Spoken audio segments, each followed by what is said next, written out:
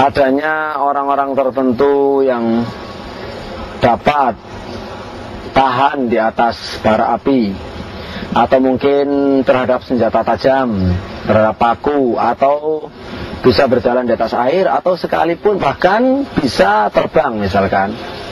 Ini apapun namanya, apakah disebut kiai atau orang pinter atau ajengan atau ustadz, atau itu sebenarnya adalah kekuatan-kekuatan yang ditimbulkan oleh atau adanya kerjasama antara manusia dan setan.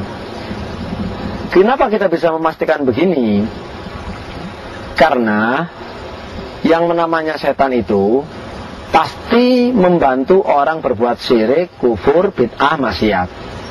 Setiap orang-orang yang punya keyakinan, punya kesaktian itu, setiap orang yang punya kesaktian itu dan bisa dipamerkan serta bisa dipertontonkan, ya, itu jauh dari yang namanya karomah. Dan pasti kalau kita mau selidiki, dia dapatnya ilmu sampai seperti itu karena melakukan ritual-ritual yang bid'ah, wiritan bid'ah, puasa bid'ah, ya, kemudian tidak tidur dan lain sebagainya.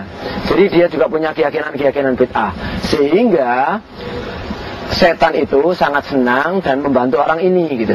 Karena memang misinya setan menyesatkan orang.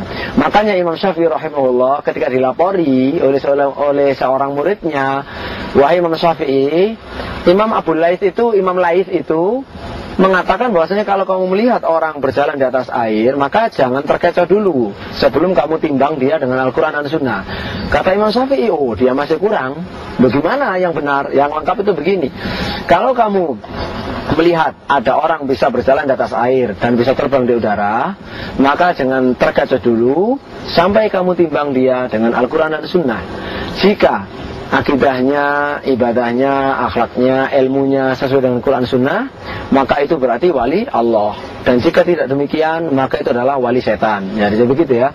Jadi kita jangan terburu-buru dulu percaya dan kagum, karena kebanyakan itu adalah setan yang menjadi korinnya, yang menjadi perewangannya, istilahnya ke dalam bahasa Jawa, yang selalu membantunya. Karena orang ini pun telah mengabdi kepada setan, mungkin dengan mantra syirik, atau dengan menyembelih kepada selain Allah, ya, menyebut nama selain Allah, menyebut jin, atau misalkan memanggil nama seorang jin.